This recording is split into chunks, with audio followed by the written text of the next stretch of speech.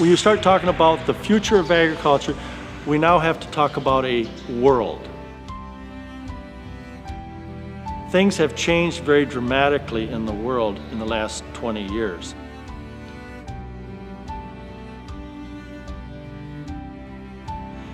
The world's needs for more food have always been there. What's changing is a lot of these countries are developing and having jobs and creating revenue, wealth,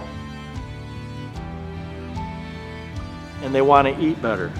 And so the demand for food around the world is going to continue to increase very dramatically.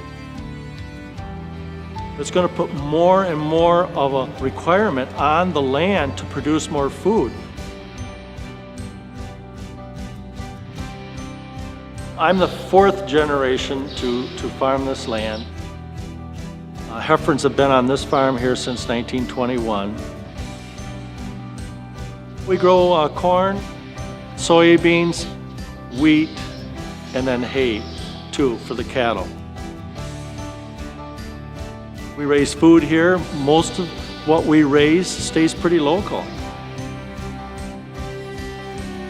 The United States has always been known as the breadbasket of the world, and we are, but as we lose farmland, it's a gradual little trickle of losing that. But to preserve it, it's going to be a gradual thing. You can't preserve it all tomorrow either. It takes time. You got to plan ahead. And when I say ahead, a generation or two ahead. And farmland preservation is a long-term planning process.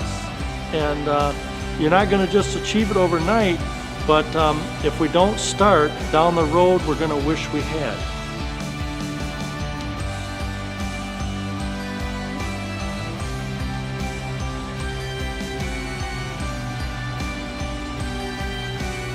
For years, and I'll say the last 20 years, and I've been to a number of conferences and different things on how do we make agriculture profitable, sustainable, and all of that, and where the next generation wants to stay there. And the number one tool that I can see, and I'm totally convinced now, is by preserving our farmland and having a land base that can happen on. A generation goes by pretty fast.